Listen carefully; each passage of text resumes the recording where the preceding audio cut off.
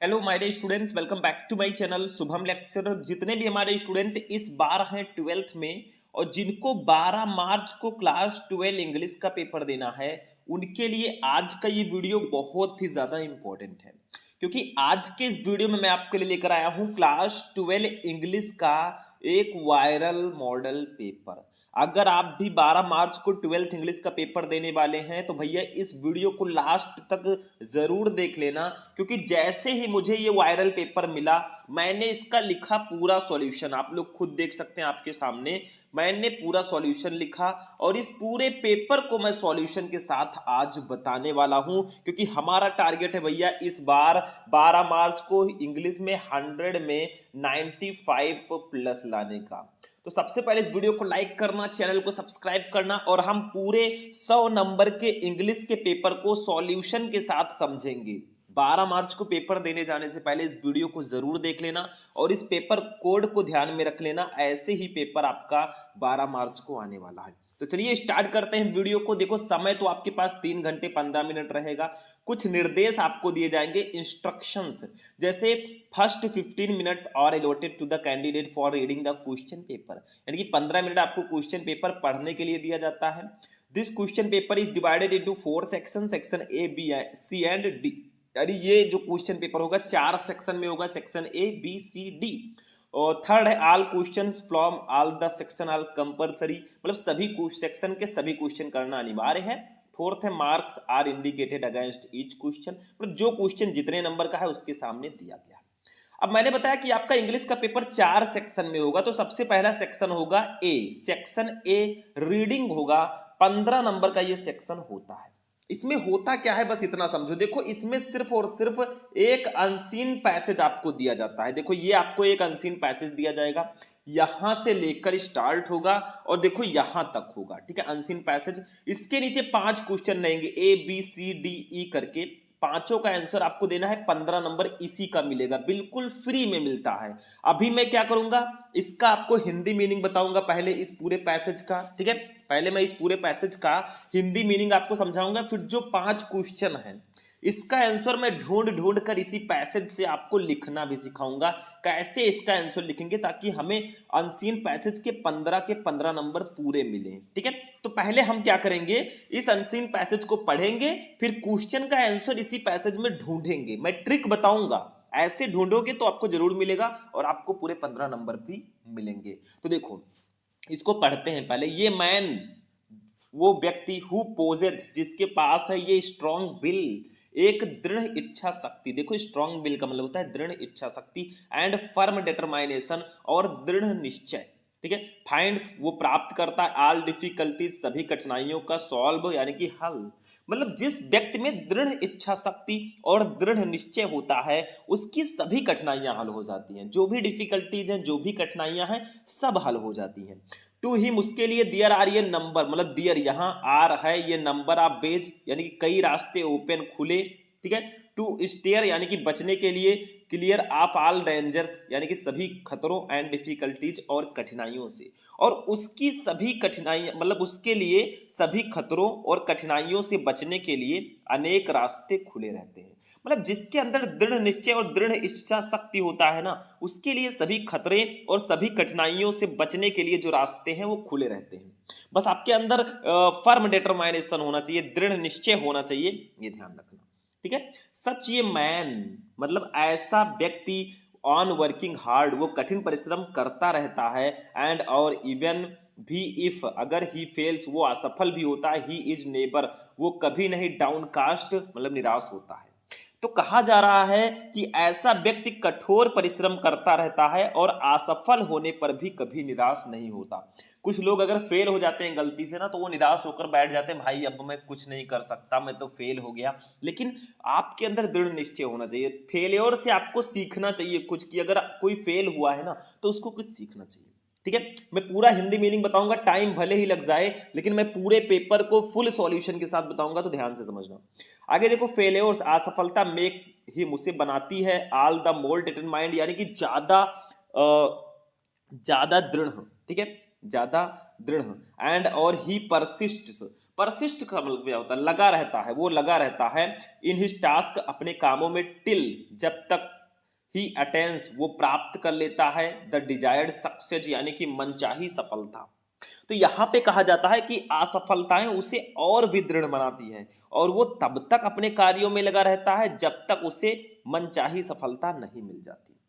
मतलब असफल होने के बावजूद भी वो अपने कामों में लगा रहता है कि वो सफल होगा एक दिन। अभी मैं क्वेश्चन का आंसर ढूंढ के दिखाऊंगा, जो भी पढ़ो अच्छे से पढ़ो, ठीक है। आगे देखो, there four,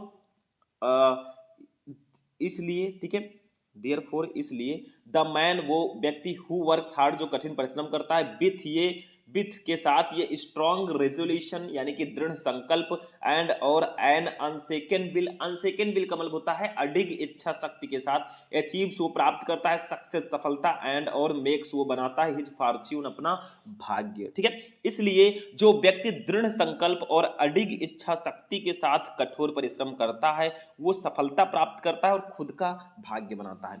it is a folly, ये एक मूर्खता है। कुछ लोग कहते हैं टू सपोज, मानना, दैट की वेल्थ, धन, फेम, यानी कि प्रसिद्धि, आर पावर या फिर शक्ति, आर अचीव्ड, वो प्राप्त किए जाते हैं, बाय लक, यानी कि भाग्य से, और डेस्टिनी या नियति से। तो कुछ लोग मानते हैं, ये मानना मूर्खता है कि धन, प्रसिद्धि या शक्ति भाग्य या नियत से प्राप्त होती है। कुछ लोग कहते हैं भैया हमारे किस्मत में होगा तो हम सक्सेस हो जाएंगे, किस्मत में होगा तो हम 12th में टॉप कर जाएंगे। भैया किस्मत भी मेहनत के भरोसे बैठी होती है, अगर आप मेहनत करोगे तभी किस्मत भी आपका साथ देगी, ये ध्यान रखना। कभी ऐसा मत सोचना कि किस्मत होगा तो मैं अंबानी बन जाऊंगा, किस्मत होगा तो मैं ये हो जाऊंगा, ऐसा बिल्कुल नहीं है। ये मैंने एक व्यक्ति कैन बी, बन सकता है, द बिल्डर, निर्माता, ऑफ हिज ओन फॉर्च्यून, अपने खुद के भाग्य का, by sheer dint of perseverance, by sheer dint के बल पर, आप परजरवेंस, परजरवेंस का मतलब होता है दृढ़ता, इंडस्ट्री, उद्यम, एंड स्ट्रॉन्ग विल, और दृढ़ इच्छा शक्ति, ठीक है। तो कहा जा रहा है कि एक व्यक्ति केवल लगन, परिश्रम और दृढ़ इच्छा शक्ति के बल पर अपने भाग्य का निर्माता हो सकता है। द मैन, वो व्यक्ति, हुई इज लेजी, जो आलसी है, स्लगिश, स्लगिश का मतलब होता है सुस्त हैं, एंड और रेफरेंस, बचते हैं, फ्रॉम डूइंग हिज ड्यूटीज, अपने कर्तव्यों को करने से, इनवाइट्स, वे आमंत्रित करते हैं, ट्राउबल, परेशानियों को, एंड सफरिंग, और सफरिंग, सफरिंग का मतलब होता है दुखों को, इन हिज लाइफ, अपने जीवन में। तो वो व्यक्ति जो आलसी है, सुस्त है और अपने कर्तव्यों को करने से बचता है ना, वो अपने भाग्य का, वो मतलब अपने जीवन में कठिनाइयों और कठिनाइयों और दुखों को आमंत्रित करता है, ठीक है। बस इतना सा आपको लिखना है, समझ में आ गया। चलो इसको मैंने समझा दिया। अब 5 क्वेश्चन इसके नीचे, इसका आंसर देखते हैं हम लोग। क्वेश्चन नंबर ये है, what is necessary to get success in life, यानी कि व्हाट, क्या, इज नेसेसरी, आवश्यक है, टू गेट सक्सेस, सफल होने के लिए, इन लाइफ, जीवन में। तो जीवन में सफलता पाने के लिए क्या आवश्यक है? तो देखो इसका आंसर सीधा सीधा दिया गया है, मुझे कुछ करना नहीं है।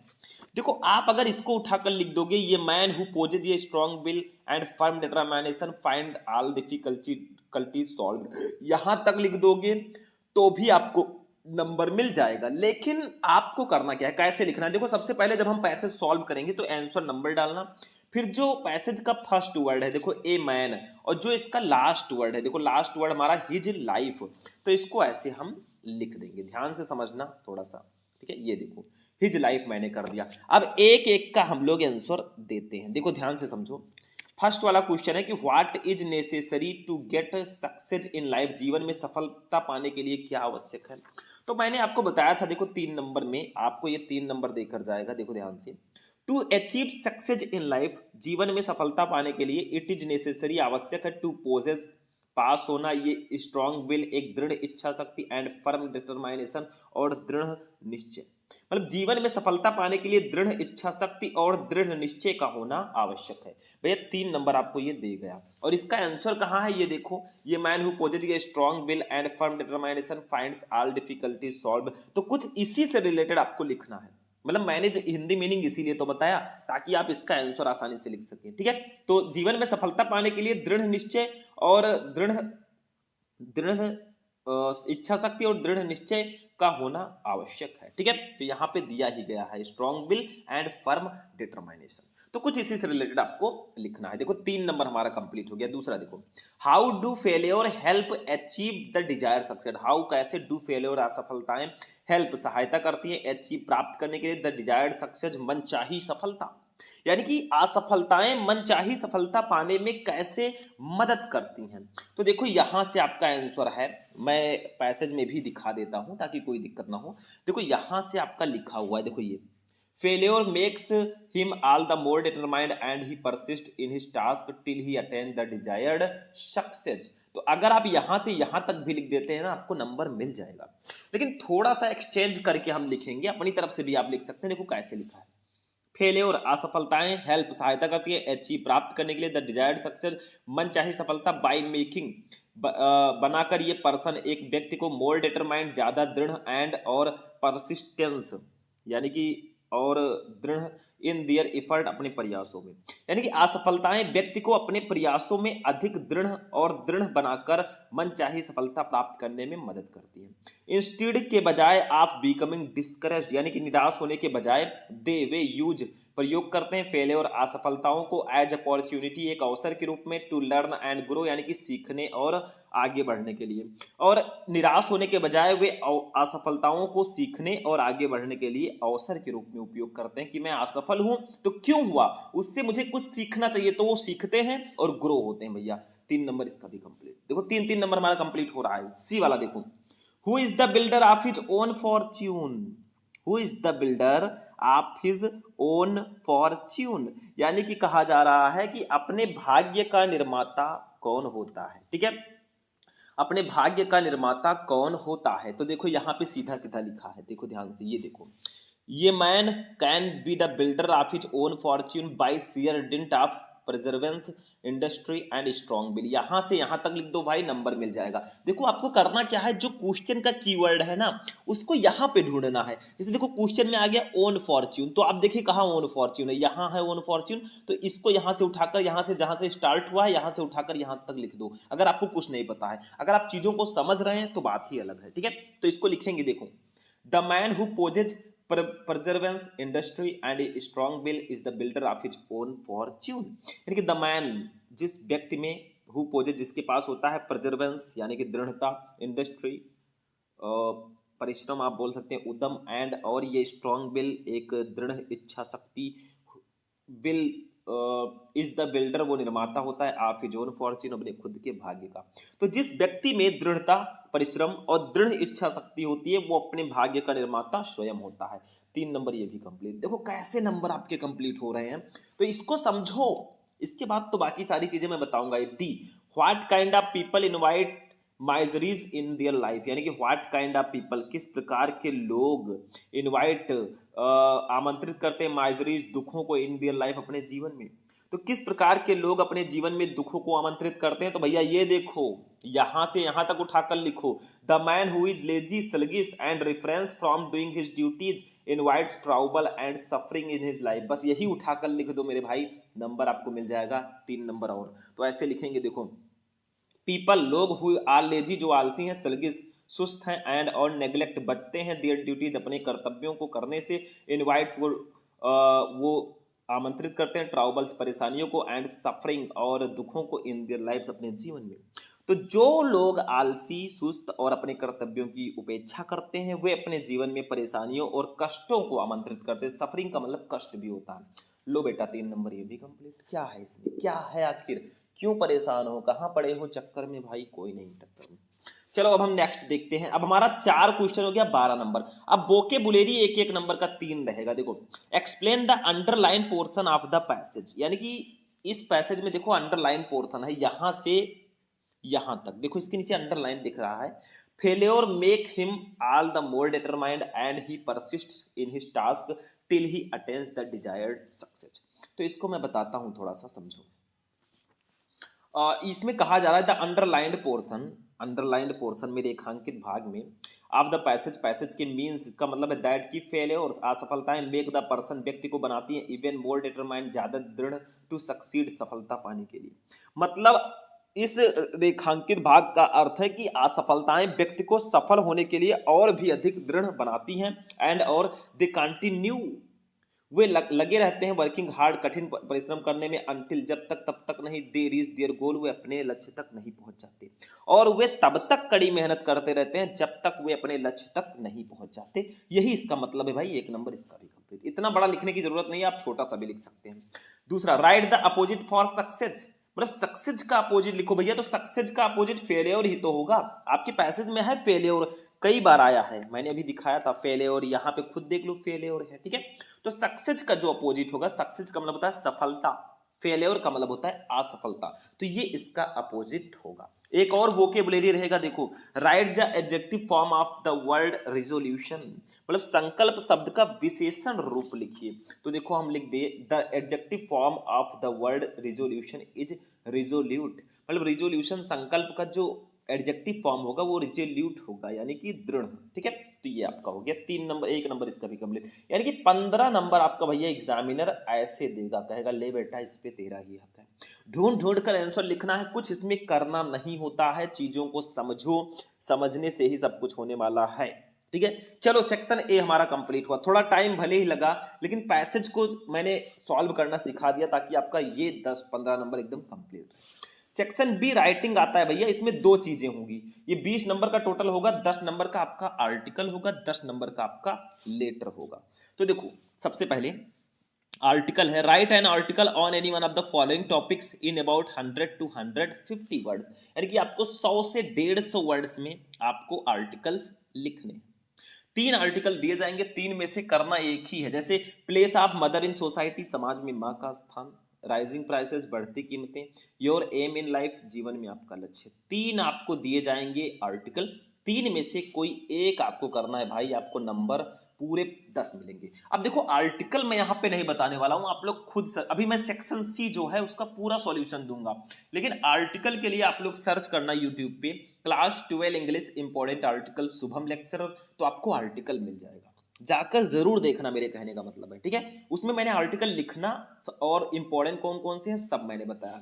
ऐसे लेटर भी 10 नंबर का आएगा, देखो राइट ए लेटर, एक पत्र लिखो टू द डिस्ट्रिक्ट मजिस्ट्रेट, मतलब जिला, जो हमारे जिला मजिस्ट्रेट हैं, कंप्लेनिंग शिकायत करते हुए about frequent long time breakdown, यानी कि लंबे समय तक बिजली ठप होने के बारे में, आप power supply in your locality, अपने इलाके में। तो अपने इलाके में बिजली आपूर्ति बार बार और लंबे समय तक ठप रहने की शिकायत करते हुए जिला मजिस्ट्रेट को पत्र लिखना है, नहीं पता तो और लगा है। राइट ए लेटर, एक पत्र लिखो टू योर फ्रेंड, अपने मित्र को इनवाइटिंग, आमंत्रित करते हुए, हिम उसे, to attend your sister's marriage, यानी कि अपने बहन की शादी में आने का। तो अपने मित्र को अपनी बहन की शादी में आने का निमंत्रण देते हुए पत्र लिखो, तो दोनों में से कोई एक कर सकते हो। देखो मैंने दोनों आपको बता दिया, मतलब लेटर लिखना भी मैं सिखा चुका हूं, आप लोग सर्च करना। देखो जो चीजें मैं आपको बता चुका हूं, बार बार वही चीज रिपीट करने से कोई फायदा नहीं है, टाइम भी वेस्ट होगा। तो आप लोग जाकर सर्च करो class 12 English important letter Shubham lecturer, तो आपको वो वाला क्लास भी मिल जाएगा, तो जाकर जरूर देख लेना, क्योंकि क्लास वो बहुत ज्यादा स्पेशल है, ठीक है। तो ऐसे आप लोग सर्च कर लेना। अब जब हम चलेंगे अपने सेक्शन सी ग्रामर पढ़ना, तो ग्रामर का मैं सॉल्यूशन भी दूंगा, क्योंकि ग्रामर पोर्शन का सॉल्यूशन देना बहुत जरूरी है। तो चलो भैया ग्रामर पोर्शन पे हम लोग आ चुके हैं, सेक्शन सी। ये सेक्शन सी टोटल 25 नंबर का रहता है, 25 मार्क्स का, ठीक है। तो अब हम इसको समझते हैं। सबसे पहले 5 ऑब्जेक्टिव क्वेश्चन रहेंगे, जिसमें one word substitution, idioms and phrases, synonyms, syntax और एंटोनिम्स होंगे। देखो choose the correct option to answer the following question, 2-2 number के एक एक क्वेश्चन रहेंगे, 5 ऑब्जेक्टिव रहेंगे। जैसे ए देखो, one who abundance his religious faith is an, यानी कि वन, वो, हु जो, अबंडेंस मतलब त्याग देता है, हिज रिलीजियस अपने धार्मिक फैथ विश्वास को, इजैन कहलाता है, मतलब जो व्यक्ति अपने धार्मिक विश्वास को त्याग देता है वो क्या कहलाता है। ये वन वर्ड सब्स्टिट्यूशन है। फर्स्ट है एथीस्ट, सेकंड है एपोस्टेट, थर्ड है इन्फिडेल, फोर्थ है ऑप्टिमिस्ट। एथीस्ट का मतलब होता है नास्तिक, एपोस्टेट का मतलब होता है धर्म त्यागी, इन्फिडेल का मतलब होता है बेवफा, और ऑप्टिमिस्ट का मतलब होता है आशावादी। तो भैया सीधा सीधा दूसरा ऑप्शन सही होगा, एपोस्टेट। देखो ऐसे लिख दो, फोर्थ का ए सही, ए का दूसरा सही है एपोस्टेट। एपोस्टेट का मतलब होता है धर्म त्यागी, तो जो अपने धार्मिक विश्वास को त्याग देगा वो धर्म त्यागी ही तो कहलाएगा, तो आपका दूसरा सही है B. The phrase pull a fast one means, मतलब जो फ्रेज हमारा है पुल ए फास्ट वन, इसका मतलब क्या होता है, इसका मीनिंग क्या होता है। तो फर्स्ट है टू पुल फोर्सफुली, यानी कि बलपूर्वक खींचना, ठीक है। दूसरा है to pull someone who is fast, किसी तेज चलने वाले को खींचना। थर्ड है टू डिसीव, धोखा देना। फोर्थ है टू लिफ्ट, ये हैवी लोड, भारी बोझ उठाना। तो भैया पुल ए फास्ट वन का मतलब होगा टू डिसीव, यानी कि धोखा देना। तो आपका बी का थर्ड वाला सही होगा, टू डिसीव, ऐसे लिखना है, ठीक है। देखो इंग्लिश की कॉपी कैसे लिखें वो भी मैंने आपको बता रखा है, आप लोग सर्च करना क्लास 12 इंग्लिश की कॉपी कैसे लिखें, शुभम लेक्चरर, आपको क्लास मिल जाएगा। सी देखो सिनोनिम्स है, the synonym of allow is, allow का सिनोनिम क्या होगा, अलाउ का मतलब होता है अनुमति, ठीक है। तो एडमिट, एडमिट का मतलब होता है स्वीकार करना। परमिट, परमिट का मतलब होता है आज्ञा देना या अनुमति देना। थर्ड है सबमिट, सबमिट का मतलब जमा करना। कमिट, कमिट का मतलब प्रतिबद्ध। तो भैया परमिट होगा, देखो सिनोनिम्स पूछा जा रहा है, सिनोनिम्स का मतलब समानार्थी शब्द। देखो अलाउ का मतलब भी अनुमति देना या आज्ञा देना, परमिट का मतलब भी अनुमति देना या आज्ञा देना, तो दोनों के अर्थ समान है, तो ये समानार्थी शब्द होंगे, यानी कि सिनोनिम्स आपके होंगे, ये ध्यान रखना चीजों को, ठीक है। तो ये आपका हो गया भैया सिनोनिम्स। डी देखो, आई प्रीफर ये पेंसिल, आई प्रीफर ये पेन देन ये पेंसिल, मतलब मुझे पेंसिल की अपेक्षा कलम अधिक पसंद है। इसमें which word in this sentence is an error, इस सेंटेंस में कहां पे गलती है, ये सिंटैक्स है। प्रीफर में गलती है, पेन में, देन में या पेंसिल में। भैया इसमें देन में गलती है, थर्ड देन नहीं होगा। आई प्रीफर ये पेंसिल ए पेन टू ये पेंसिल, टू रहेगा शायद, तो ये आपका इसका परमिट हो गया, इसका देन सही होगा, डी का थर्ड सही हो जाएगा। अब एंटोनिम्स पे आते हैं, देखो the antonym of gather is, gather का एंटोनिम क्या होगा, गेदर का मतलब होता है इकट्ठा करना, ठीक है, या कि इकट्ठा। तो फर्स्ट है टूगेदर, मतलब एक साथ। सेकंड है अदर, अन्य। थर्ड है स्कैटर, यानी कि तितर बितर करना। फोर्थ है बोदर, यानी कि परेशान करना। तो भैया स्कैटर होगा, देखो गेदर का मतलब होता है इकट्ठा करना, स्कैटर का मतलब होता है तितर बितर करना। तो ये एक दूसरे के एंटोनिम्स होंगे। एंटोनिम्स का मतलब होता है विपरीतार्थक शब्द जो विपरीत अर्थ रखते हो। तो गेदर का मतलब इकट्ठा करना, स्कैटर का मतलब तितर बितर करना, मतलब इधर उधर करना, ठीक है। तो ये आपका हो चुका है, चलो ये भी हो गया। अब हम लोग चलेंगे अपने नेक्स्ट पे, अभी ग्रामर पोर्शन फिनिश का हुआ, अभी तो 10 नंबर खाली हुआ है, ठीक है। अब हम चलेंगे direct indirect, synthesis, transformation, syntax, इन सब पर। देखो 5 का A, change any one of the following into indirect narration. आपको दो डायरेक्ट स्पीच दिए रहेंगे, एक ये एक ये, दोनों में से किसी एक को इनडायरेक्ट में कन्वर्ट करना है, मैं दोनों बताऊंगा। देखो जैसे रोहन सैड, रोहन ने कहा आई शैल गिव यू, मैं तुम्हें दे सकता हूं, मैं तुम्हें दूंगा ये 100 रुपी नोट नाउ, एक 100 रुपए का नोट अब, ठीक है। तो रोहन ने कहा मैं तुम्हें अभी 100 रुपए का नोट देता हूं या दूंगा, ठीक है। तो इसमें आप लोग बताएं, थोड़ा सा ध्यान दें, यहां पे आपको एक चीज ध्यान देना। रोहन सैड, रोहन ने कहा आई शैल गिव यू ये 100 रुपी नोट नाउ, मैं तुम्हें अभी 100 रुपए का नोट दूंगा। तो रोहन ने मुझसे कहा, यहाँ पे मी छिपा है, और ये आपका कौन सा सेंटेंस है, देखो आई है भैया, ये असर्टिव सेंटेंस है, ये इंट्रोगेटिव नहीं है, ये इंपरेटिव नहीं है, ये ऑप्टेटिव नहीं है, ये असर्टिव है। तो इसको ऐसे लिखेंगे, रोहन टोल्ड मी, मैंने कहा मी छिपा है तो रोहन टोल्ड मी, बीच में डैट लगाएंगे। अब देखो आई है फर्स्ट पर्सन का प्रोनाउन, बदलेगा सब्जेक्ट से, सब्जेक्ट है रोहन, रोहन के लिए सब्जेक्टिव केस हम ही यूज करेंगे, तो ही इसके साथ वुड लगेगा। देखो सैल शुड में बदलता है, बिल वुड में बदलता, तो ही वुड गिव मी। देखो ये आपका यू है, यू है सेकंड पर्सन का प्रोनाउन, बदलेगा ऑब्जेक्ट से, ऑब्जेक्ट मी है यहाँ पे, इसीलिए मैंने कहा था मी मान लो मेरे भाई।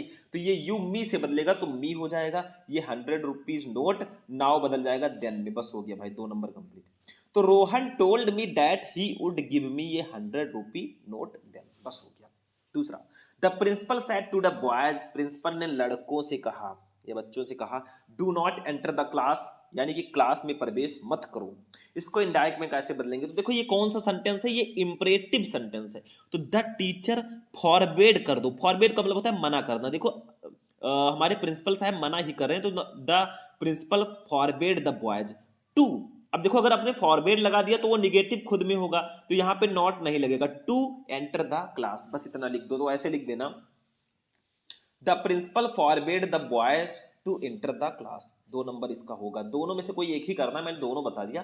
तो the teacher forbade the boys to enter the class, मतलब फॉरबेड अगर आप लोग लगा देते हैं तो यहाँ पे नॉट टू लिखने की जरूरत नहीं है, तो यहाँ पे फॉरबेड मैंने ये खुद में निगेटिव है, ठीक है। चलो अब चलते हैं सिंथेसिस पे। देखो बी, सिंथेसिस का मतलब होता है दो या दो से अधिक सेंटेंसेस को जोड़कर एक सेंटेंस बनाना, बट उसका मीनिंग ना बदले।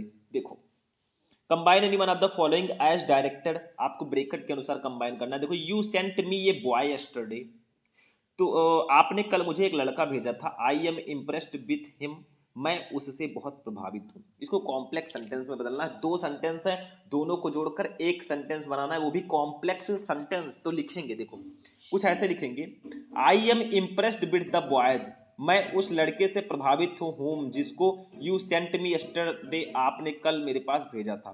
तो मैं उस लड़के से प्रभावित हूँ जिसको कल आपने मेरे पास भेजा था, तो यहाँ पे whom मैंने लगा दिया, whom लग गया, मतलब ये आपका कॉम्प्लेक्स सेंटेंस में कन्वर्ट हो चुका है। दूसरा वाला देखो, ही वर्कड हार्ड, उसने कठिन परिश्रम की या उसने कड़ी मेहनत की।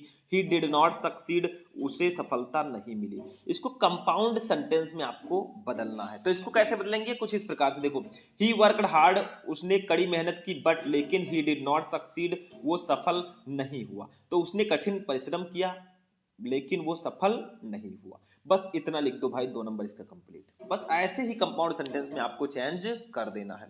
चलो आगे बढ़ते हैं। अब ट्रांसफॉर्मेशन की बारी आती है, सी वाला देखो, transform any one of the following as directed, आपको ब्रैकेट के अनुसार यहाँ पे ट्रांसफॉर्म करना। जैसे देखो फर्स्ट है, he could read the English book, वो अंग्रेजी की किताब पढ़ सकता था। इसको पैसिव वॉइस में कन्वर्ट करना है, एक टिप दिया गया है पैसिव वॉइस में। तो वो इंग्लिश की किताब पढ़ सकता था, कौन पढ़ सकता था, वो क्या पढ़ सकता था, इंग्लिश बुक। तो इंग्लिश बुक जो होगा ये आपका ऑब्जेक्ट होगा, ऑब्जेक्ट को पहले लिखेंगे, तो लिखेंगे द इंग्लिश बुक, कुड लगाएंगे, कुड के साथ बी लगाएंगे क्योंकि पैसिव वॉइस में बी लगाते हैं, तो could be read by him कर देंगे, बस हो गया। देखो ऐसे कुछ लिखेंगे, सी का first, the English book could be read by him, ऐसे आप लोग लिख देना, नंबर मिल जाएगा। दूसरा, Mumbai is the best city in India, Mumbai Bharat का सबसे अच्छा शहर है। इसको कॉम्परेटिव डिग्री में कन्वर्ट करना है, ये सुपरलेटिव डिग्री में है, तो लिखेंगे no other city in India is better than Mumbai, यानी कि भारत में मुंबई के जितना अच्छा कोई और शहर नहीं है भैया। 2 नंबर इसका भी कंप्लीट होगा। तो ऐसे करना। सिंटैक्स की बारी आती है। देखो सिंटैक्स आपका ऑब्जेक्टिव में भी आएगा, यहाँ पे भी आएगा। देखो correct any one of the following sentence, जैसे sun rises in the east, यहाँ पे कहाँ गलती है, sun rises in the east मतलब सूर्य पूर्व में निकलता है, तो इसमें गलती कहाँ है। देखो सन के आगे हम हमेशा द लगाते हैं, the sun rises in the east, ऐसे लिखोगे ये सही होगा। द नहीं लगा है, देखो सन के आगे भी द नहीं लगा, ईस्ट के आगे भी द नहीं लगा, तो ये गलत होगा। दूसरा, द बेग्स ऑफ सिन आर डेथ, यानी कि पाप की मजदूरी मृत्यु है, ठीक है। तो द बेग्स of sin is death, is लगा देना आर के जगह पर, ये सही हो जाएगा। अब इसी ग्रामर पोर्शन में एक और चीज आता है, देखो ये होमोफोन्स है। Use any one of the following pairs of word in your own sentence to make the difference in their meaning clear, यानी कि निम्नलिखित शब्द युग्मों में से किसी एक का प्रयोग अपने वाक्यों में कीजिए ताकि उनके अर्थों में, उनके मीनिंग में डिफरेंस हो सके। जैसे इस गेट का मतलब ये गेट आपका है, इस गेट का मतलब होता है सीढ़ियां शायद होती हैं, ठीक है, सीढ़ियां नहीं, गेट का मतलब होता है गति, ठीक है, गति होता है। इस गेट का मतलब होता है गति या चाल, इस गेट का मतलब होता है गेट जो घर के आगे लगता है, ठीक है। तो इन दोनों को अपने सेंटेंस में यूज करना। जैसे लॉस, इस लॉस का मतलब होता है हानि, और इस लूज का मतलब होता है ढीला। तो इसको सेंटेंस में यूज करना है किसी एक को। देखो गेट, हम गेट को ऐसे लिख देंगे, gate all stairs at her gate, सभी सीढ़ियां अपनी गति पर हैं। इस गेट का मतलब होगा please enter by this gate, कृपया इस गेट से प्रवेश करें। ये ऐसे लॉस वाला कर देना, I am unable to bear this heavy loss, मैं इस भारी हानि को सहने में असमर्थ हूं। इस लूज का मतलब होता है ढीला, loose dress is always comfortable, मतलब ढीले कपड़े हमेशा आरामदायक होते हैं। तो ऐसे आपको सेंटेंस में यूज कर देना है ताकि इनका मीनिंग क्लियर हो सके। बस इतना सा करना है मेरे भाई, नंबर आपको भर भर के एग्जामिनर देगा। अब इसी में हमारे सेक्शन सी में एक और टॉपिक आता है, वो है हिंदी टू इंग्लिश ट्रांसलेशन। ये लास्ट टॉपिक होगा, 5 नंबर का ये रहेगा, और इसके बाद हमारा 25 नंबर कंप्लीट हो जाएगा। देखो आपको ये हिंदी वाला पैसेज पढ़ना है, इसको इंग्लिश में ट्रांसलेट करना। जैसे एक बार एक चोर घर में घुस गया, उसे आंगन में एक कुत्ता मिला जो बड़ा स्वामी भक्त था। कुत्ते को चुप करने के लिए चोर ने गोश्त का एक टुकड़ा उसकी ओर फेंका। ये देखकर कुत्ते ने चोर से कहा, तुम चाहते हो कि मैं भौंकना बंद कर दूं और तुम मेरे मालिक के जेवर और कपड़े चुरा ले जाओ? ऐसा कभी नहीं हो सकता। मैं ऐसा मूर्ख नहीं हूं कि तुम्हारा फेंका हुआ गोश्त मैं खाने लगूं। तुम इसी समय यहाँ से बाहर निकल जाओ। क्या तुमने मुझे भी बेईमान समझ लिया है? कुत्ता बोल रहा है, भाई क्या जमाना आ गया है। ठीक है, चलो सेक्शन सी हमारा कंप्लीट हुआ 25 नंबर का पूरे भैया। 10 नंबर का ऑब्जेक्टिव, 10 नंबर में आपका direct indirect synthesis, transformation, syntax, homophones और 5 नंबर का ये। अब सेक्शन डी की बात करें, सबसे इंपॉर्टेंट सेक्शन पूरे 40 नंबर का हमारा होता है सेक्शन डी।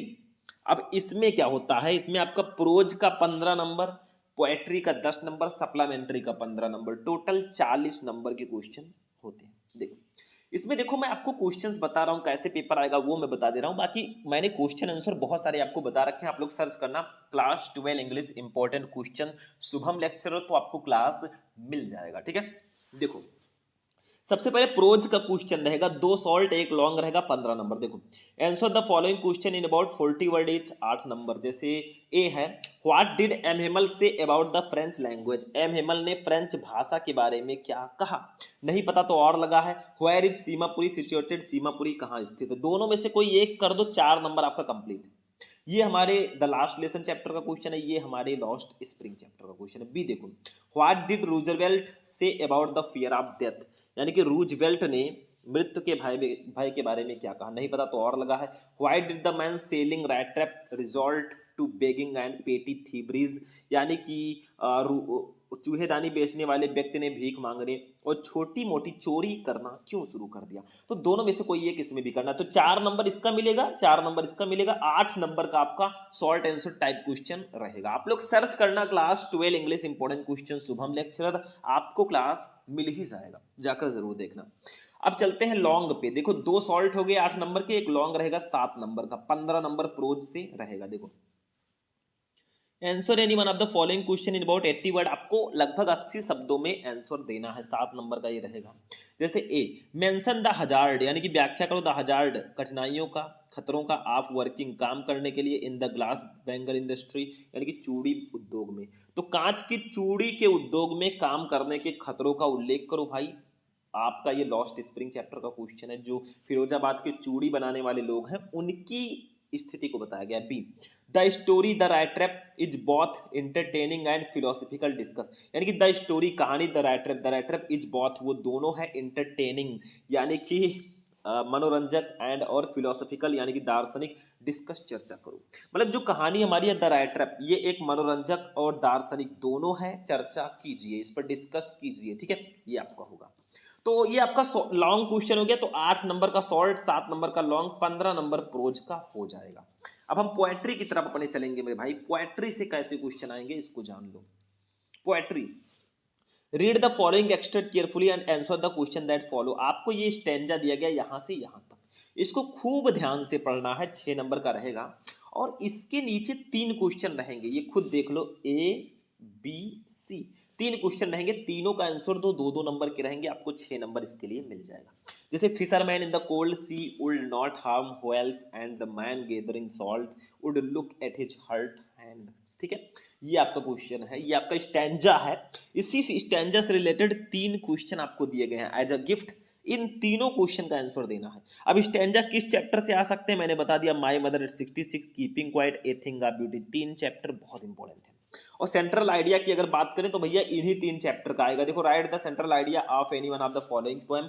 ये 3 सेंट्रल आइडिया आप लोग तैयार कर लेते हो अगर ना, ये 4 नंबर कोई काट ही नहीं सकता। पूरे इंग्लिश में सेंट्रल आइडिया ही एक ऐसा टॉपिक है जो 101% फिक्स होता है, कोई नहीं काट सकता। ठीक है, सेंट्रल आइडिया इसका नंबर एकदम से फिक्स होता है। ठीक है, तो ये ध्यान में अपने रखना।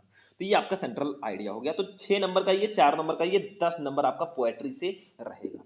अब सप्लीमेंट्री की बात करें तो ये प्रोज की तरह रहेगा, मतलब 2 short 1 long, same to same वैसे ही। देखो answer the following question in about 40 word is, आपको 40 शब्दों में आंसर देना है। 8 नंबर, मतलब 2 शॉर्ट आंसर टाइप क्वेश्चन। देखो A, what was the birthday gift that maharaja spotted in a toy shop? यानी कि कहा जा रहा है भैया कि what was the birthday gift, maharaja ने खिलौने की दुकान में जन्मदिन का उपहार क्या देखा। देखो what was the birthday gift, जन्मदिन का उपहार, दैट जो महाराजा स्पॉटेड, उन्होंने देखा इन ये टॉय शॉप, एक खिलौने की दुकान पे। तो महाराजा ने खिलौने की दुकान में जन्मदिन का उपहार क्या देखा, और लगा है who is mister Lamb, mister Lamb कौन है, how does Derry get into his garden, Derry उनके बगीचे में कैसे पहुंचता है। ठीक है, तो दोनों में से कोई एक आपको करना है भैया, 4 नंबर आपको ऐसे एग्जामिनर देगा। ठीक है, ऐसे बी वाला देखो, why would none of the other little creatures like to play with Roger Skunk, यानी कि अन्य छोटे जीवों में से कोई भी, अन्य छोटे जीवों में से कोई भी रोजर स्कंक के साथ खेलना पसंद क्यों नहीं करेगा। और लगा है why did doctor Sadao's father sent him to America, doctor सदाओं के पिताजी ने उनको अमेरिका क्यों भेजा। आपको पता है वो सर्जन बनाना चाहते थे, डॉक्टर बनाना चाहते थे, तो उसीलिए उन्होंने भेजा था, क्योंकि सबके पिताजी चाहते हैं मेरा बेटा इंजीनियर बने, डॉक्टर बने, मतलब उनकी इच्छा होती है। 2 सॉल्ट हो गया। अब एक लॉन्ग रहेगा 7 नंबर का, देखो answer any one of the following question in about 80 word, आपको 80 शब्दों में आंसर देना है। जैसे A, when and how did Charlie find Sam's letter, मतलब व्हेन कब, एंड हाउ कैसे, डिड चार्ली चार्ली फाइंड उसको मिला सैम्स लेटर सैम का पत्र, तो चार्ली को सैम का पत्र कब और कैसे मिला। ठीक है, ये आपका क्वेश्चन है भैया, फर्स्ट चैप्टर से शायद है, द थर्ड लेवल से, तो इसको पढ़ लेना। B, how is the study of Antarctica useful to us, यानी कि हाउ कैसे इज द स्टडी अध्ययन ऑफ अंटार्कटिका, अंटार्कटिका का यूजफुल लाभदायक है टू अस हमारे लिए, तो अंटार्कटिका का अध्ययन हमारे लिए किस प्रकार उपयोगी है। 2 नंबर 7 नंबर मिलेगा, दोनों में से कोई एक करना है। ये journey to the end of the earth chapter का क्वेश्चन है। ठीक है, तो ये हमारा लास्ट क्वेश्चन था, और हमारा जो पेपर है, ठीक है, 12 मार्च इंग्लिश वाला, वो यहीं पर फिनिश होता है। देखो मैंने आपको सेक्शन ए का पूरा सॉल्यूशन बताया, सेक्शन बी छोड़ो, सेक्शन सी का पूरा सॉल्यूशन बताया, सेक्शन डी के जो क्वेश्चन है वो मैं आपको ऑलरेडी बता चुका हूँ, जाकर जरूर देख लेना। तो आज का वीडियो कैसा लगा, जाते जाते इस वीडियो को लाइक कर देना, चैनल पर नए चैनल को सब्सक्राइब कर लेना। मिलते हैं फिर नेक्स्ट वीडियो में नेक्स्ट टॉपिक के साथ, तब तक के लिए जय हिंद।